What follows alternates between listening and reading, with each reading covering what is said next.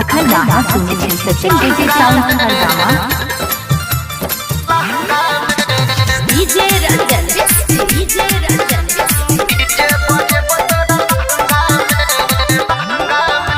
रसैया हमर sound operator छै जेबर जोरै जोर नेटर में तार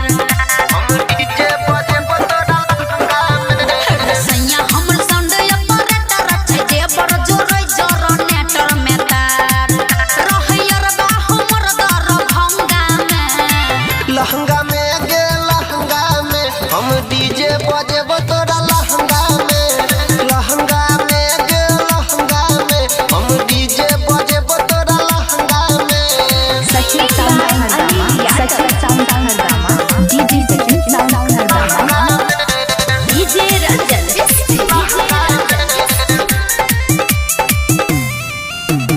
डीजे बजेब तोरा लहंगा में गे गोरे गोरे गाल तोहर खुलल खुलल बाल गे खिया के गजर उठल लियो बाबा रे गे गोरे गोरे गाल तोहर खुलल खुलल बाल गे खिया के गजर उठल लियो बाबा हमर भी कोई जवानी बड़ा महंगा में लहंगा में गे लहंगा में हम डीजे बजेब तोरा लहंगा में लहंगा में गे लहंगा में हम डीजे बजेब तोरा लहंगा में मिक्सिंग मास्टर राजू कुमार सिंह का मिक्सिंग मास्टर राजू कुमार सिंह का DJ Ranjan singing by Anil Yadav DJ बजेब तोरा लहंगा में चलै छै कमाल तू त हीरा निकल चल गे दहिया अंगूर हमर से बजना गल रे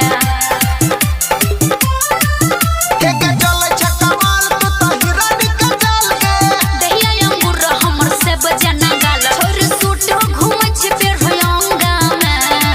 लहंगा में गे लहंगा में हम डीजे बजेब तोरा लहंगा में लहंगा में गे लहंगा में हम डीजे बजेब तोरा लहंगा में मिक्सिंग मास्टर राजू कुमार सिंह का मिक्सिंग मास्टर राजू कुमार सिंह का